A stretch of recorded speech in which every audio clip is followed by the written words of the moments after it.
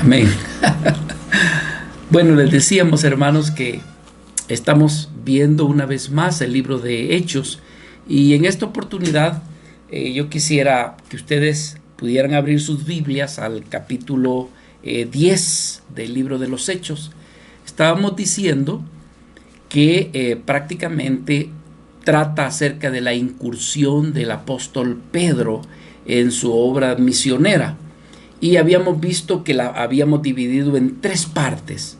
Pero esta tercera parte, que es donde el apóstol Pedro se encuentra en Jope, hay una puerta que se abre y en la cual un ángel de Dios le muestra al apóstol Pedro que tiene que ir donde esta vida llamada Cornelio. Más bien, Cornelio tiene esta visión y él manda a dos de sus criados juntamente con un soldado para luego comunicarle a Pedro que de parte de Dios está pidiéndole que él pueda ir a este lugar donde está él. Entonces, esta parte que decíamos nosotros que era una tercera parte de la incursión misionera del apóstol Pedro y que se queda ahí en Jope, queremos nosotros decir, hermanos, que la meditación o el estudio que tuvimos la ocasión anterior, diríamos que la titulamos como la tercera parte, pero como un literal A.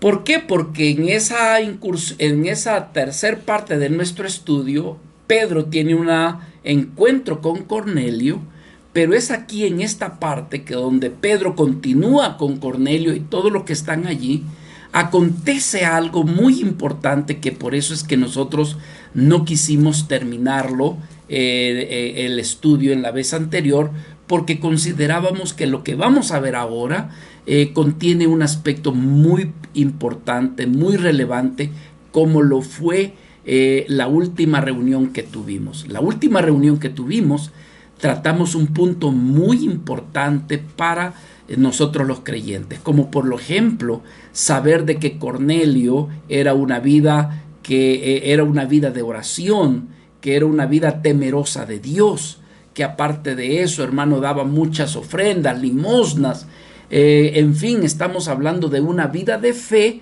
pero que con todo y eso, aunque creía en Dios, en el Dios de los judíos, logramos descubrir de que era necesario de que Pedro llegara a visitarle y que le hablara el evangelio para que en realidad pudiese ser salvo.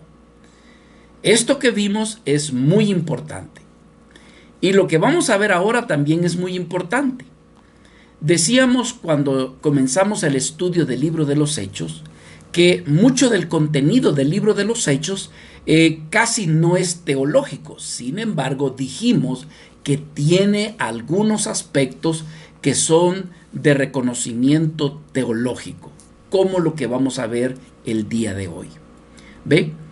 Casi se va más en un aspecto descriptivo, histórico, de lo que aconteció, de la obra del Espíritu Santo que se mostró en aquel entonces, pero no obstante, repetimos, también tiene contenido teológico. Vamos a leer Hechos capítulo 10, versículo 34. No lo vamos, o si tal vez vamos a leerlo todo, porque creo que podemos hacerlo para que podamos meditar sobre este aspecto de la visita de Pedro a Cornelio. Aquí, por favor, en el versículo 34, dice la palabra del Señor: entonces Pedro, abriendo su boca, dijo: en verdad comprendo que Dios no hace acepción de personas, sino que en toda nación se agrada del que le teme y hace justicia.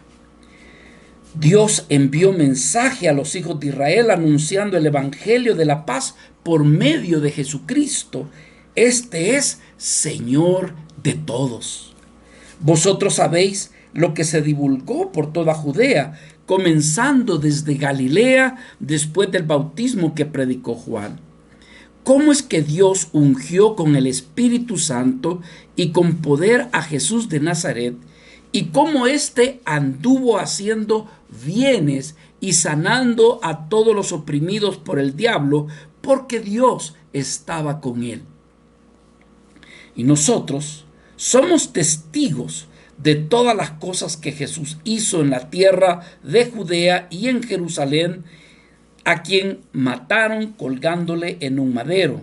A este, dice la palabra, levantó Dios al tercer día e hizo que se manifestase, no a todo el pueblo, sino a los testigos que Dios había ordenado de antemano, a nosotros que comimos y bebimos con él después de que resucitó de los muertos, y que nos mandó que predicásemos al pueblo y testificásemos que él es el que Dios ha puesto por juez de vivos y muertos.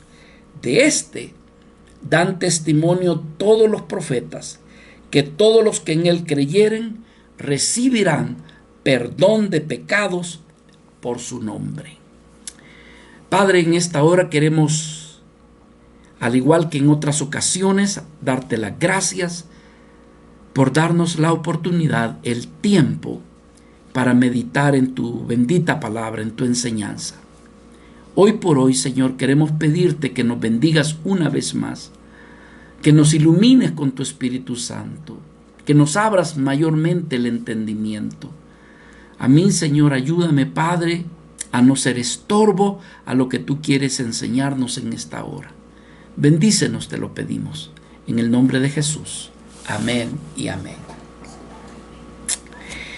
En esta oportunidad, hermanos, lo que queremos ver es el desarrollo de esa plática, de esa visita que el apóstol Pedro hizo a Cornelio, a toda su familia, a todos sus criados, a todos los que estaban en ese lugar.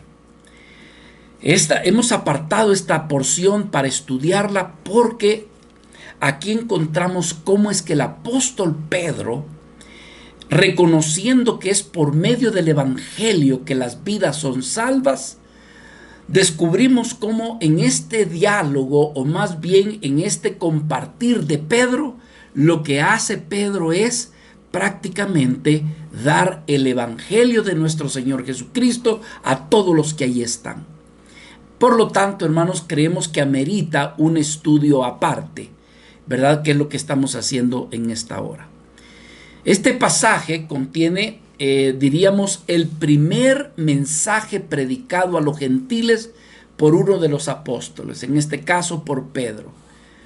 Es el mensaje, hermanos amados, que prácticamente estaba abriendo el mensaje de salvación para los gentiles y también para todo el mundo. Recordemos que Pedro, como los demás discípulos, todos ellos eran judíos. Y primeramente el evangelio se había sido predicado a los judíos, pero para más adelante predicar también a los gentiles. Así que en el estudio de hoy veremos cómo es que el mensaje de Pedro nos proporciona algunos aspectos que son relevantes, que son importantes, que diríamos que son útiles para que usted y yo podamos predicar el evangelio, para que usted y yo podamos enseñar lo que realmente contiene el evangelio de nuestro Señor Jesucristo. Usted recordará que el significado del evangelio significa buenas noticias, buenas nuevas. Pero hay veces que nuestro mensaje no lleva ese contenido. Pero en esta noche, en esta hora, mis amados hermanos, lo que vamos a estar viendo es cómo es que el apóstol Pedro trae un mensaje de esperanza, trae un mensaje de buenas noticias y es compartido a Cornelio. Recordemos que este es un mandato que el Señor le ha dado a Pedro. Estuvimos viendo en la última reunión cómo es que para Pedro era ofensivo o era algo inadecuado visitar la casa de los gentiles que tenían orden por medio de la ley de Moisés de que ellos no visitaran la casa de los gentiles. Sin embargo, aquí él tiene una orden de parte del Señor para ir a visitar la casa de Cornelio. Cornelio, un gentil. Cornelio, un romano, un centurión. Sin embargo, hermanos, con un corazón diferente. Así que lo primero que queremos ver en esta hora es lo que dice el versículo 34. Dice, entonces Pedro, abriendo la boca, dijo, en verdad comprendo de que Dios no hace acepción de personas. Así que lo primero que quisiéramos meditar es acerca de lo que Pedro nos está diciendo, de que Dios no hace acepción de personas. Es decir, que Dios no tiene favoritismo, ni tampoco tiene prejuicios en contra de nadie. Muchas veces usted y yo sí lo tenemos, pero aquí estamos viendo que Dios no hace acepción de personas, que Él no muestra parcialidad o discriminación en absoluto de nadie. Así que, hermanos, ¿verdad? Nuestro Dios no hace acepción de personas, ya sea por su nacionalidad, ya sea por su raza, o sea por la posición social que tenga. ¿Verdad? Dios no hace acepción de personas. Dios no va a favorecer al hombre por quien es o por lo que él hace o por lo que tiene. No, hermanos, muchas veces nosotros tenemos esa costumbre pecaminosa que juzgamos a las personas, valorizamos a las personas por lo que pudieran ser ellos ante la sociedad, por lo que ellos pueden hacer, por los estudios que tienen, ¿verdad? Por tantas cosas, por lo que él puede hacer. Podríamos decir nosotros, mis amados hermanos, que juzgamos a las personas por lo que tienen, por lo que hacen. Me recuerdo a lo que dice el Señor en su palabra, cuando dice que no amemos al mundo. ¿Por qué? Dice, porque este mundo juzga o valoriza las cosas por lo que mira. La corriente de este mundo tiene una peculiaridad, como siempre lo hemos dicho, que la gente valoriza o hace acepción de personas en base a lo que tiene o lo que hace. Hay ese dicho o ese adagio tan popular que dice, tanto tienes, tanto vales. Nada tienes, nada vales. Y entonces nosotros podemos juzgar por esa manera como el mundo juzga. Pero Dios no es así. Dice en el libro de Romanos, en el capítulo 10 y en el versículo 12, el apóstol Pablo nos dice que Dios no hace diferencia entre un judío y entre un griego. ¿Por qué? Dice, porque Jesucristo es el Señor de todos. Y Él es rico para con todos. Él es rico para todos los que le invocan. O como dice el siguiente versículo, versículo 13, porque todo aquel, es decir, todo aquel que invocare el nombre del Señor será salvo. Dios no hace acepción de personas. Es algo que nosotros, hermanos, cada día debemos nosotros de aprender. Yo hay veces me hago una pregunta. ¿Por qué cuando nosotros tratamos con una persona que viste de saco, de corbata, y sabemos que hasta tiene un título, lo tratamos de usted? Pero no vaya a ser el empleado, no vaya a ser el sirviente cuando ya lo estamos tratando. Y tú aquí, y tú allá, ya estamos haciendo diferencia. Pregúntese. Son cosas que debiéramos de examinar en nuestro corazón y decir, bueno, ¿y por qué yo hago diferencia? Porque es que aquel señor yo lo trato de usted, licenciado, fulano de tal, pero al de la vuelta, mira, ven para acá, tú. Y digo, ¿y por qué somos así? ¿Por qué? Porque allá en el fondo juzgamos a las personas por su apariencia. Dios no es así. Dios no hace acepción de personas. Hay dos cosas que hacen aquí a la luz de las Escrituras que hacen que una persona sea aceptable o por lo menos agradable delante de Dios. Aquí, por favor, en el versículo 35, observe. Dice, sino que dice, Dios no, ahora sé, decía Pedro, que Dios no hace acepción de personas. Pero vea lo que dice el versículo 35. Sino que en toda nación se agrada, es decir, Dios se agrada, y fíjese de quiénes, del que le teme y del que hace justicia. En otras palabras, Pedro está distinguiendo que hay vidas que tienen temor de Dios y Dios se agrada de todo aquel que tiene temor de Dios. La palabra de temor en el griego es la palabra povo, P-H-O-V-O. ¿Y qué significa esta palabra povo? Esta palabra de temor significa estar, una vida que está delante de Dios, pero que está delante de Dios como alguien en sobrecogimiento, se dice. Que alguien que está pues en una manera reverente. En realidad no significa tener pánico, no significa tener miedo de la presencia de Dios, ¿verdad? A tal manera que, como dicen, aquí es algo más derecho, es algo huyendo por la presencia del Señor. Es decir, nos retiráramos de Él por el miedo. No, al contrario, es al revés.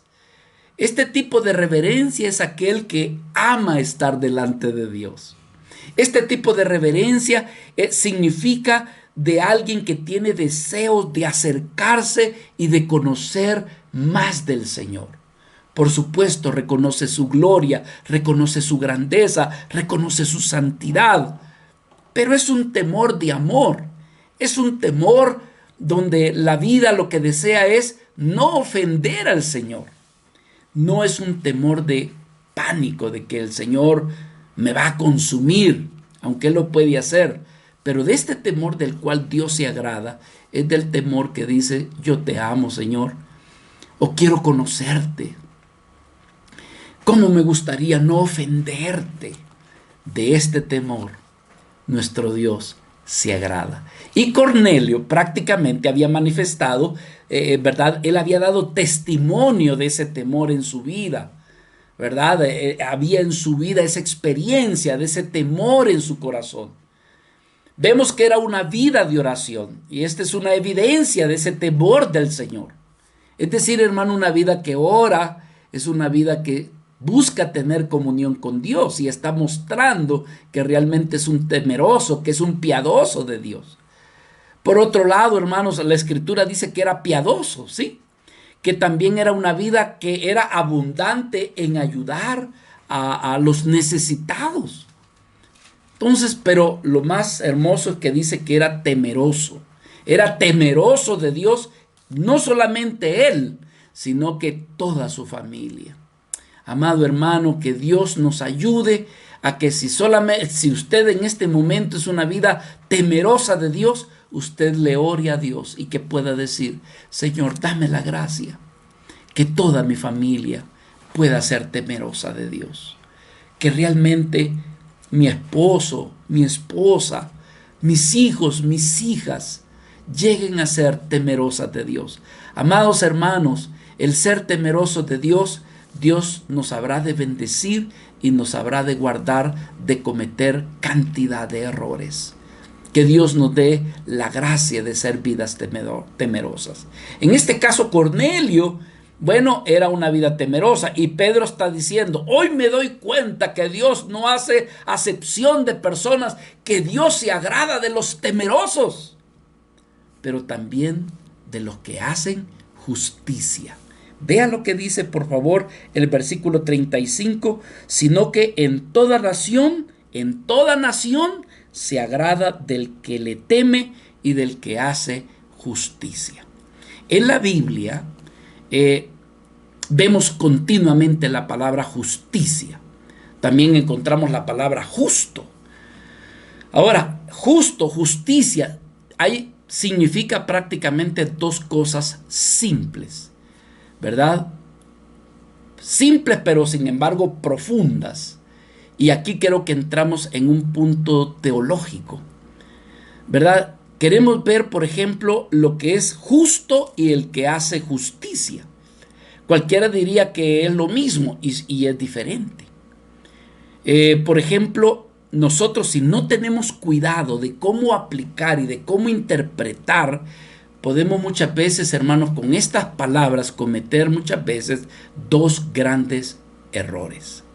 Y en esta hora yo le pido a Dios que pueda, a los estudiosos, a los que son cuidadosos, no quiero decir a los que aman las profundidades teológicas, no, es sencillo, lo único que hay que saber diferenciar, ¿verdad? En primer lugar, mis hermanos,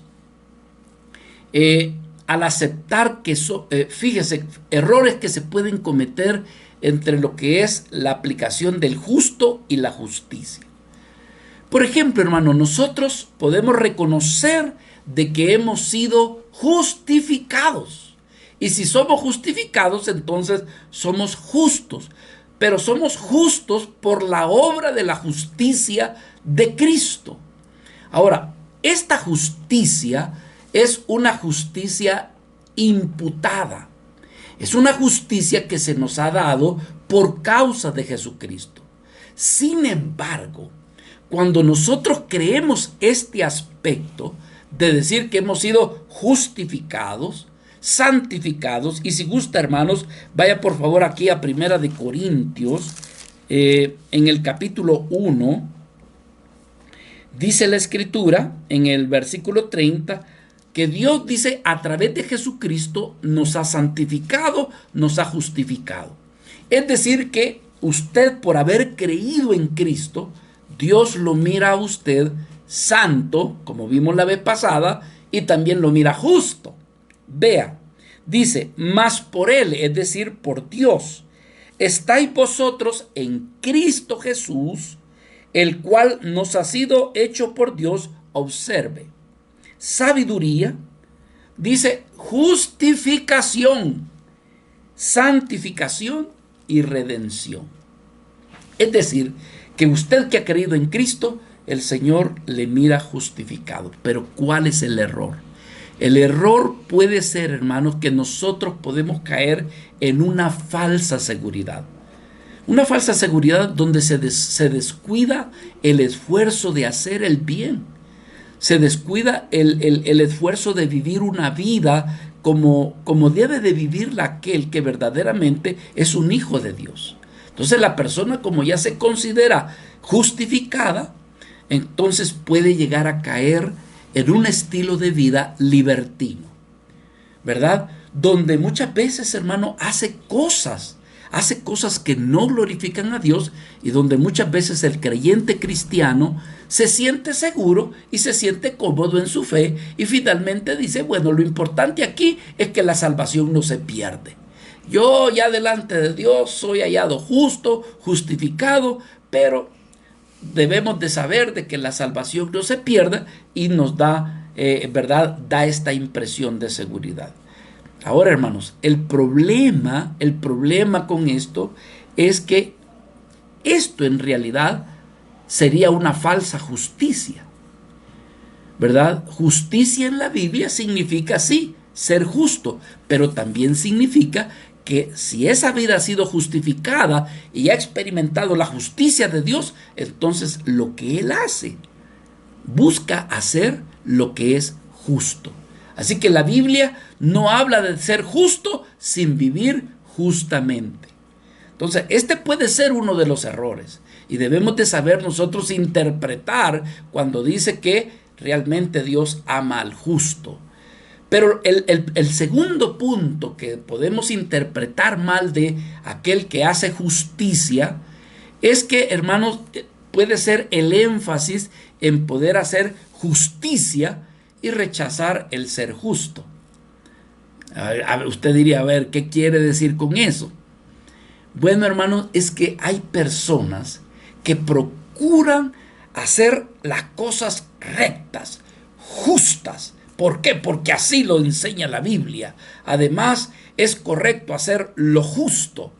Entonces, hermanos, este tipo de personas, su problema es que puede llegar a caer en el legalismo. ¿Ve? O sea, personas que tratan de hacer las obras de justicia, su concepto de justicia, pero por sí mismo, y no depender de la justicia del Señor. Entonces decimos, esto también lleva a cometer grandes errores. ¿Por qué? Porque hace que la persona confíe en su justicia propia, y aparte de eso, que se vuelva legalista. ¿Por qué? Porque él quiere que todas las personas se comporten exactamente como él se comporta y con los esfuerzos que él hace. Entonces, al vivir una vida que se comporta y que obra moralmente, entonces lo que sucede es que él mantiene ciertas reglas, él mantiene ciertas regulaciones y se comporta en base a esas reglas. Así que esa persona muchas veces puede decirte, bueno, llega a hacer las obras que hace un cristiano, ¿verdad? Obedece incluso hasta las leyes que están fundamentadas en la palabra de Dios. ¿Cuál es el problema? Que rechaza algo muy importante. Rechaza el amor, rechaza la aceptación y no reconoce que necesita de la justicia de nuestro Señor Jesucristo. Él debería de reconocer de que Dios lo ama y que lo acepta, no tanto por lo bueno que él pueda hacer, y si estamos hablando ya de un cristiano, que Dios no lo ama por tantas cosas buenas que él hace. Dice, este fulano se porta tan bien que por eso es que lo amo. No, mis amados hermanos, Dios no nos ama porque nos portamos tan bien. Dios nos ama porque Él nos ha justificado. Él nos ha justificado. Así que una persona que hace justicia por su propio esfuerzo se puede volver crítico, censurador, falto de amor, falto de misericordia y falto de comprensión. Así que ese enfoque, hermanos, es el que también decimos nosotros puede llegar a hacerse como una falsa justicia. ¿Por qué? Porque la justicia no se origina en nuestro Señor Jesucristo, sino que se justifica en sus propias normas morales. Era lo que el apóstol Pablo en todo el capítulo 9 y 10 hablaba acerca de la justicia del hombre en cumplimiento de la ley, en comparación con la justicia que Cristo hizo al pagar en la cruz todo las demandas de nuestra desobediencia. Vea lo que dice Romanos capítulo 10, versículo del 3 al 4. Porque ignorando, decía el apóstol Pablo, la justicia de Dios y procurando establecer la suya propia, ahí está, no se han sujetado ¿a qué? A la justicia de Dios. Porque el fin de la ley es Cristo. Para justicia o para justificación, si así usted lo quisiera ver, a todo aquel que cree. Entonces aquí Pedro está reconociendo y dice, sino que en toda nación se agrada del que le teme y hace justicia. Como en otras diríamos, Dios ha visto esto. Pero lo segundo que queremos ver es cómo es que Pedro reconoce y le está comunicando, le está diciendo a Cornelio, mira, Dios ha enviado este mensaje del que tú vas a oír en esta hora, no es un mensaje nuevo, es un mensaje que Dios ha enviado desde mucho antes, pero que de una manera más clara y perfecta lo ha hecho ahora a Israel por medio de nuestro Señor Jesucristo. El versículo 36 lo dice de esta manera, aún mejor de lo que yo lo estoy diciendo. Esto se lo está diciendo a Cornelio. Dios envió mensaje a los hijos de Israel anunciando el evangelio de paz por medio de Jesucristo. Este es Señor de todos. Entonces vemos nosotros que Pedro le está comunicando que este mensaje no es un mensaje nuevo, que este mensaje ya ha venido siendo anunciado y que ahora cuando Cristo nuestro Señor aparece, el mensaje fue primeramente para Israel. Es decir, que Israel fue la primera nación que recibió la palabra de Dios en el sentido de una predicación de paz y de una predicación de reconciliación para el pueblo de Israel. ¿Qué decía nuestro Señor Jesucristo? Arrepentíos y convertíos, porque el reino de los cielos se ha acercado a vosotros. Pero ¿para quién estaba dirigido ese mensaje? Primeramente era para la nación de Israel. ¿Ve? Nuestro Señor Jesucristo fue quien trajo ese mensaje de amor, ese mensaje de reconciliación, ese mensaje donde invitaba a que ellos se arrepintieran de sus pecados y que se volvieran al Señor. Así que Dios envía primeramente su mensaje a Israel mediante el mensaje, el verbo encarnado, decimos, mediante su propio Hijo al enviarlo a su propio pueblo. Ahora, ¿qué sucede? Que el pueblo lamentablemente no quiso oír el mensaje.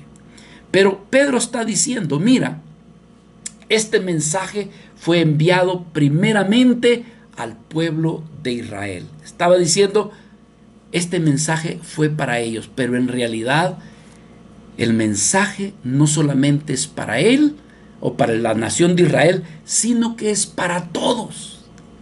Vea lo que dice aquí la Escritura.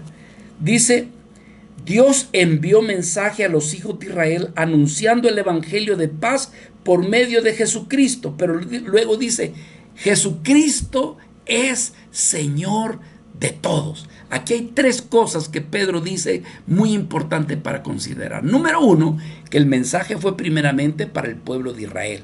Pero aquí hay otra cosa que Pedro está diciendo. Jesucristo es Señor de todos. No solamente de los judíos, no solamente los judíos son privilegiados, no es un mensaje solamente para los pobres, no es un mensaje solamente para los que son religiosos, no. Este mensaje es inclusive, estaba diciendo Pedro, ahora yo estoy entendiendo que este mensaje es también para los gentiles. Pedro podría decir, por eso es que fui enviado a venir a ti, Cornelio, porque el Señor me está dando a entender de que Dios no hace acepción de personas, que este mensaje no solamente es para Israel, sino también para todos los gentiles de cada nación. Es para los paganos, no solamente para los religiosos, es para aquellas personas que logran tener temor de Dios y buscan la justicia de Dios. Hermanos, como dice el apóstol Pablo en Romanos capítulo 10, versículo 9, que si confesaras con tu boca que Jesús es el Señor y creyeres en tu corazón de que Dios le levantó de los muertos, dice, serás salvo. Pero esto es para todos, no es para unos exclusivos. Así lo dice Primera de Corintios capítulo 8 y versículo 6.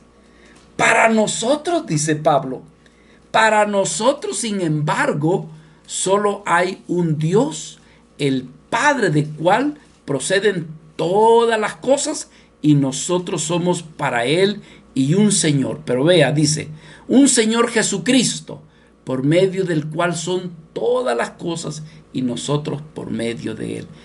Somos pertenencia de Él. Entonces Pedro lo que está diciendo, hermanos, que Jesucristo es Señor de todos, tanto de los judíos como también de los gentiles. Pero lo segundo que Pedro declara es que Jesucristo había venido primeramente anunciando a todo Judea y a todos los demás. Y Pedro le está diciendo, tú lo sabes bien, Cornelio. Vea por favor lo que dice aquí, dice, vosotros, versículo 37, vosotros sabéis lo que se divulgó por toda Judea, comenzando desde Galilea después del bautismo que predicó Juan, cómo Dios ungió con el Espíritu Santo y con poder a Jesús de Nazaret, y cómo éste anduvo haciendo bienes y sanando a todos los oprimidos por el diablo, porque Dios estaba con nuestro Señor Jesucristo. En otras palabras, lo que Pedro le está diciendo, que lo que había sucedido, ¿verdad? A un Cornelio, que él estaba allí, entonces él podía decir, tú también estabas, debiste de haberte enterado de esto que sucedió. En otras palabras, todos los que estaban allí, Pedro les estaba diciendo, ustedes lo saben, que Jesús anduvo predicando el evangelio. Sin embargo, ¿qué sucedió? Lo que sucedió, hermanos, es que al igual que hoy en día, no muchos verdaderamente escuchan el evangelio. Hermanos amados, es una gran realidad que hoy en día, aunque se predique el evangelio y aún dentro de la misma iglesia, dolorosamente podemos decir, Hay vidas que oyen el mensaje, pero no están verdaderamente compenetrados en la palabra de Dios. Hay personas, hermanos amados, y hoy más que nunca que se está dando estos mensajes vía en línea, que muchas veces, hermano, alguien puede estar escuchando el mensaje y al mismo tiempo estar viendo si la olla de frijoles está hirviendo o si, ¿me entiende, hermano? No hay una responsabilidad, no hay un apego, no hay, igual en aquel entonces, ¿verdad? Muchos escuchaban el evangelio, pero eran pocos los que realmente prestaban atención. En un momento dado, así dijo el Señor, Mateo 22:5, mas ellos sin hacer caso, dice, hablando de los que, ¿verdad? Habían sido invitados para estar con el Señor en las bodas. ¿Qué sucede? Dice, sin embargo, cada uno de ellos se fueron, cada uno a su labranza y otro a sus negocios y otro ocupado en sus quehaceres, tantas cosas, hermano. Habrá alguien que quizás está escuchando el mensaje y se estará pintando las uñas. ¿Qué le puedo decir? O como aquella escritura que nos dice en el Evangelio de Lucas, capítulo 6, versículo del 44 en adelante, cuando dice, ¿por qué me llamáis Señor, Señor, y no hacéis lo que yo os digo? O la parábola del sembrador, que dice que el sembrador salió a sembrar, pero de repente, dice, una semilla cayó en el camino, pero vinieron las aves y se la llevaron. Y entonces más adelante los discípulos le preguntan al Señor, ¿y qué significaba esa parábola? Significa, dice, que la palabra del reino vino a esa tierra, pero el corazón estaba tan duro, o sea, no tenía tanto interés en la palabra, que vino el maligno y se robó aquella palabra. Eso es lo que le está diciendo a Cornelio. Cornelio, tú debiste de haberte dado cuenta cuando el Señor andaba predicando. En fin, hermanos, y lo tercero que Pedro le dice a Cornelio es que él le dice que Jesucristo era el que había empezado a predicar la palabra de Dios y que lo hizo en diferentes lugares. Lo dijo en Galilea. Vea lo que dice aquí. Dice, vosotros sabéis lo que se divulgó por toda Judea, comenzando desde Galilea y después del bautismo que predicó Juan. En otras palabras, hermanos, nuestro Señor Jesucristo anduvo predicando el evangelio y esto se lo hace saber a Cornelio. ¿Ve? En Lucas capítulo 8, versículo 1 dice, aconteció después que Jesús iba, dice, por todas las ciudades, iba por todas las aldeas, predicando y anunciando el evangelio del reino, el evangelio de nuestro Dios. Y dice que los 12 le iban acompañando. En otras palabras, le está diciendo, mira Cornelio, déjame contarte qué ha sucedido. Dios ha encontrado en ti una vida temerosa y una vida que ama la justicia. Dios quiere que tú conozcas acerca de Jesucristo, que Él anduvo predicando por todos lugares el evangelio. Ahora, a partir de aquí, hermano, del versículo 38 hasta el 43, es donde nuevamente le invito a que su corazón pueda tomar atención. ¿Por qué? Porque a partir de aquí es donde Pedro le va a presentar el evangelio. Recordemos que es a través del evangelio, del conocimiento de nuestro Señor Jesucristo, que las vidas alcanzan salvación. Todo lo que hemos dicho es algo periférico, pero ahora del versículo 38 hasta el versículo 43, Pedro va a hablar de algunos aspectos que en realidad son aspectos intrínsecos del evangelio. En primer lugar, le dice a Cornelio acerca de Jesús que Él es el Salvador, pero también que es el ungido por Dios. Vea lo que dice el 38. Cómo Dios, dice, ungió con el Espíritu Santo y con poder a Jesús de Nazaret, y cómo éste anduvo haciendo bienes y sanando a todos los oprimidos por el diablo, porque Dios estaba con él. Entonces, lo primero que le habla del evangelio es presentarle a Jesucristo no como el Jesús el carpintero, no como Jesús el hijo de María, No, no, le presentó a Jesucristo como el Salvador, es decir, el ungido.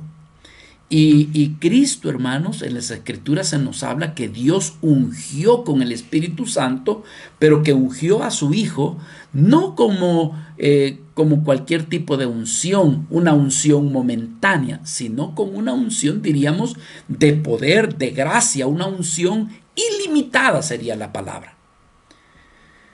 Nuestro Señor, cuando anduvo predicando el Evangelio en Lucas capítulo 4 versículo 18, llegó a decir estas palabras, que son palabras, diríamos, paralelas al libro de Isaías capítulo 61. Cuando nuestro Señor dijo: el Espíritu del Señor está sobre mí, por cuanto que me ha ungido para dar buenas nuevas a los pobres, me ha enviado a sanar a los quebrantados del corazón y a pregonar libertad a los cautivos y darle vista a los ciegos y a poner en libertad a los oprimidos. Este mismo pasaje que estaba citando nuestro Señor Jesucristo es el mismo pasaje de Isaías capítulo 61 del versículo del 1 en adelante, donde dice: el Espíritu de Jehová el Señor está sobre mí, porque me ungió Jehová y me ha enviado a predicar buenas nuevas a los abatidos, a vendar a los quebrantados del corazón, a publicar libertad a los cautivos y a los presos, apertura de la cárcel. Entonces, amado hermano, lo importante aquí no es lo que Cristo vino a hacer, sino reconocer de que Jesucristo es el Salvador, pero que es el ungido de Dios. Es el ungido de Dios. Entonces, nuestro Señor Jesucristo fue ungido. ¿Para qué? Bueno, fue ungido para poder hacer el bien, fue ungido para sanar, fue ungido para predicar el evangelio del reino, fue ungido para libertarlos de las opresiones del diablo.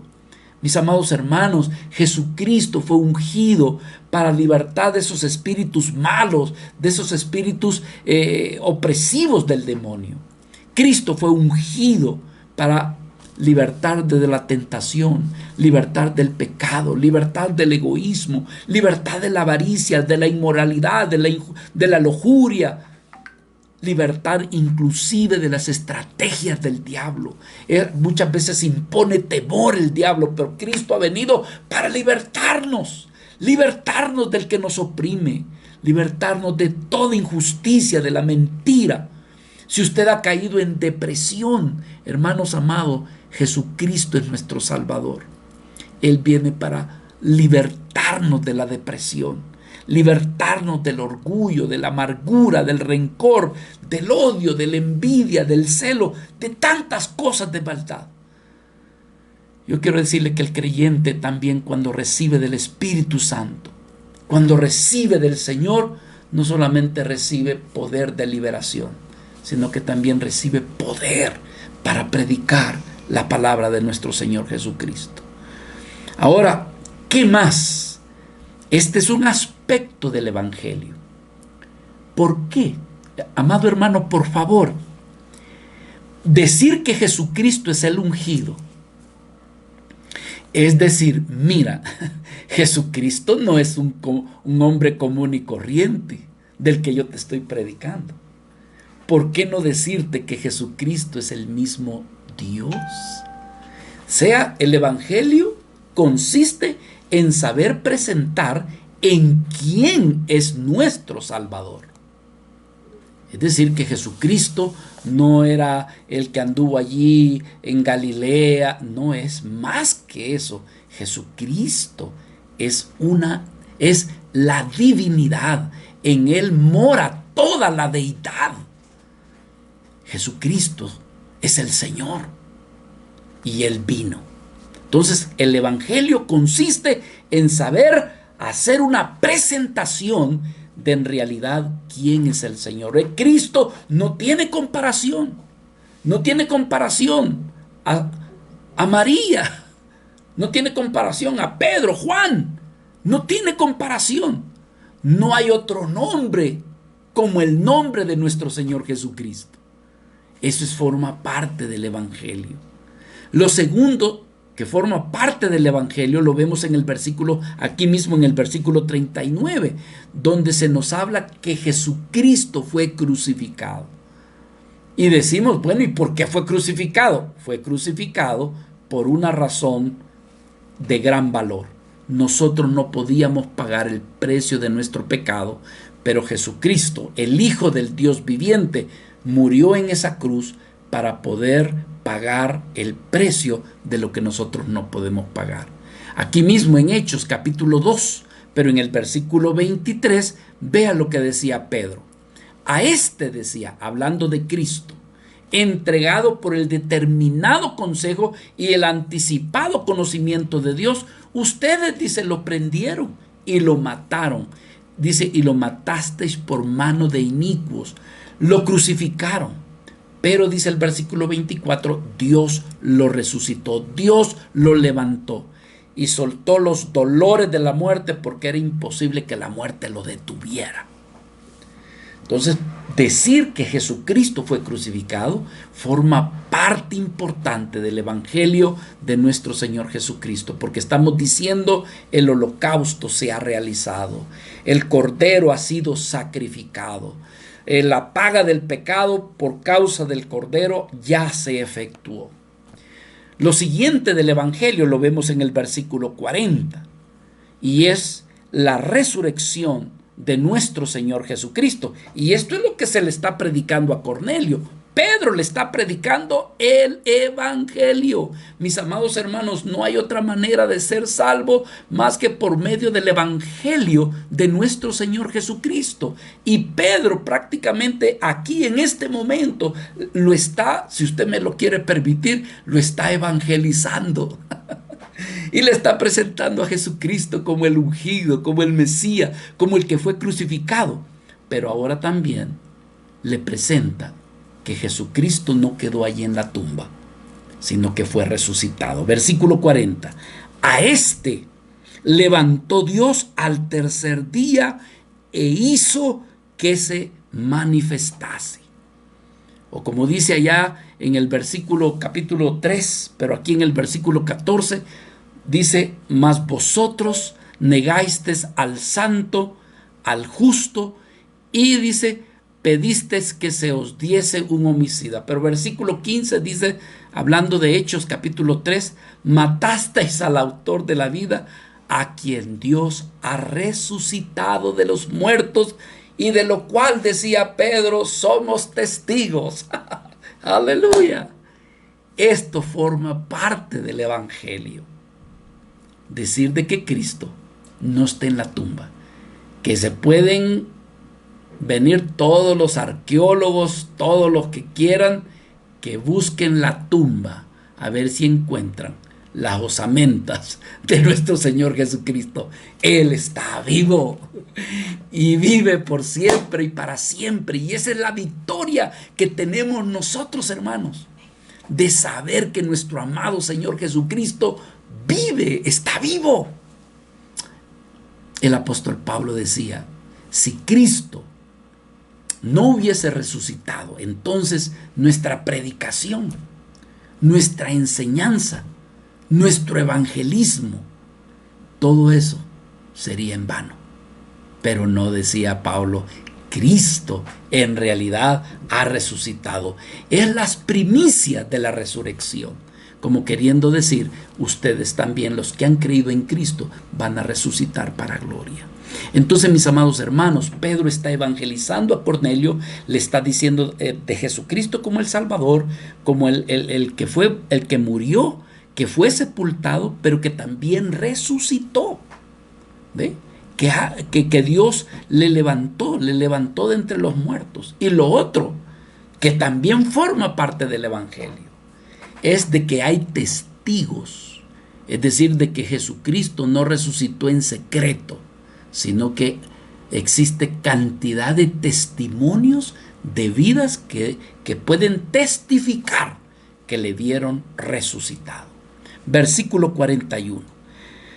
Versículo 40 dice, a este levantó Dios al tercer día e hizo que se manifestase.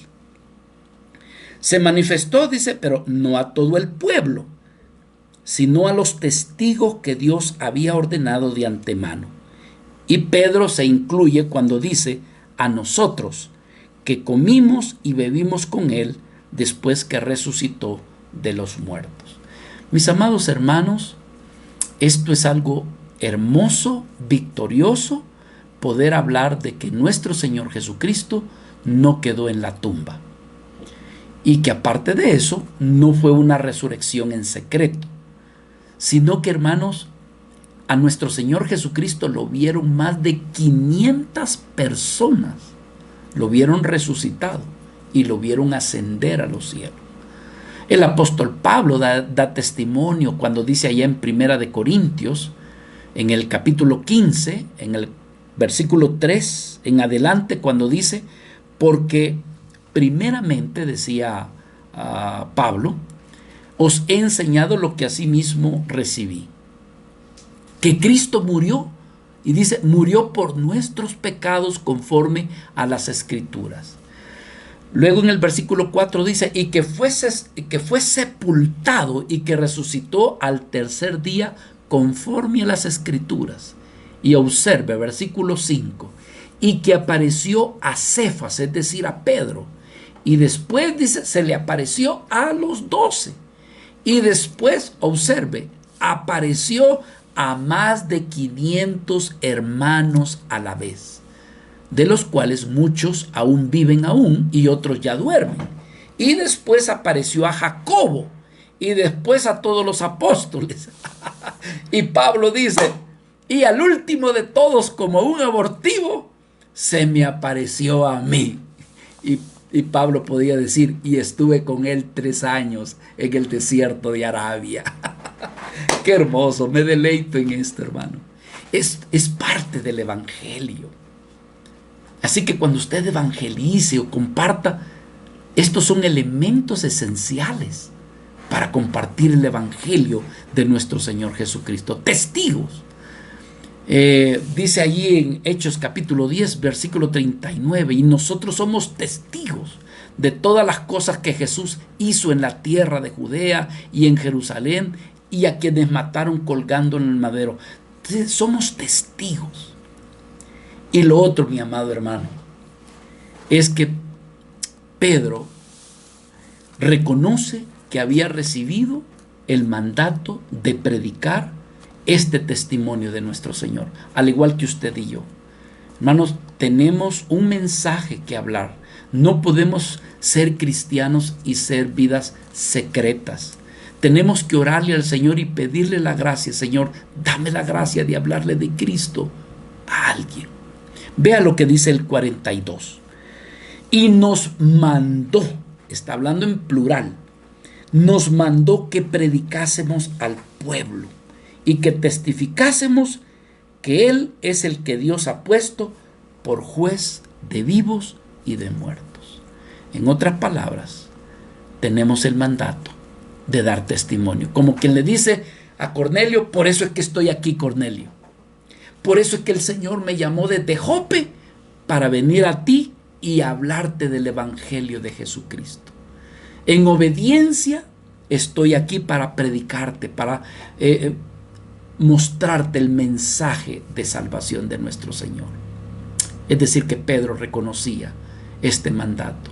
Y por último, hermanos, le dice, le comparte a Cornelio quién es nuestro Señor Jesucristo y qué es lo que va a hacer en un futuro. Y dice la Escritura, y testificamos que Cristo, que Él es el que Dios ha puesto por juez de vivos y de muertos. Es decir, que un día, mis amados hermanos, nuestro Señor, nuestro amado Señor Jesucristo, va a aparecer para juzgar a los vivos y a los muertos. Alguien dirá, ¿pero cómo es eso? Bueno, hermano, es que va a haber un día en que los dos van a resucitar. Bueno, van a resucitar los muertos salvos y los muertos no salvos. Pero recordemos que cuando Cristo venga, algunos todavía estarán vivos. Entonces el Señor viene para juzgar. Un pasaje, bueno, hay varios pasajes que nos hablan sobre esto. Por ejemplo, el Evangelio de Juan, capítulo 5, versículo del 26 al 29, se nos dice que Dios el Padre le ha dado la autoridad de ser Jesucristo el juez, el que va a juzgar a vivos y a muertos. Dice la palabra, porque como el Padre tiene vida en sí mismo, así también le ha dado al Hijo el tener vida en sí mismo. Y también, dice la palabra, le dio autoridad de hacer juicio por cuanto es el Hijo del Hombre. No os maravilléis de esto, porque dice que vendrá ahora cuando todos los que están en los sepulcros oirán su voz. Y los que hicieron lo bueno, ellos van a salir a la resurrección de vida, mas los que hicieron lo malo, a la resurrección de condenación. Hablando de esto, ¿verdad? También nos vemos en el libro de Hechos, capítulo 17, versículo 31. El apóstol Pablo dice las siguientes palabras: por cuanto ha establecido un día, decía Pablo, en el cual juzgará al mundo con justicia. Y lo juzgará, dice, por aquel varón a quien Dios designó, dando fe a todos haberle levantado de los muertos. Él se está refiriendo a nuestro Señor Jesucristo. Nuestro Señor Jesucristo dijo que cuando el Hijo del Hombre venga en su gloria, y todos los santos que también vengan con él, entonces dice que nuestro Señor Jesucristo se va a sentar en su trono, en ese trono de gloria, donde van a ser reunidos delante de él todas las naciones. Y dice que en ese día el Señor va a apartar los unos de los otros, así como aparta, dice, el pastor aparta las ovejas de los cabritos. El Señor en ese día también así lo hará. Dice que pondrá las ovejas a su derecha y a los cabritos los va a poner, dice, a su izquierda. En otras palabras, Pedro le está diciendo a Cornelio: este Jesucristo del cual se te invita a que creas, también es juez y un día Dios habrá de juzgar. Y lo último, mis amados hermanos, que encontramos aquí en el versículo 43. Pedro está diciendo todavía de nuestro Señor Jesucristo. De este, es decir, de Cristo, dan testimonio todos los profetas, que todos los que en él creyeren recibirán perdón de pecados por su nombre. Qué hermoso. Pedro está diciendo, los profetas, aún desde el Antiguo Testamento, hablaban del Espíritu de nuestro Señor Jesucristo, señalando al Mesías, señalándolo que solamente en Él hay perdón de pecados y que solamente en Él hay salvación. Así que, mis amados hermanos, lo otro que termina compartiéndole aquí Pedro a Cornelio, es decir, Cornelio, tú necesitas creer en Jesucristo.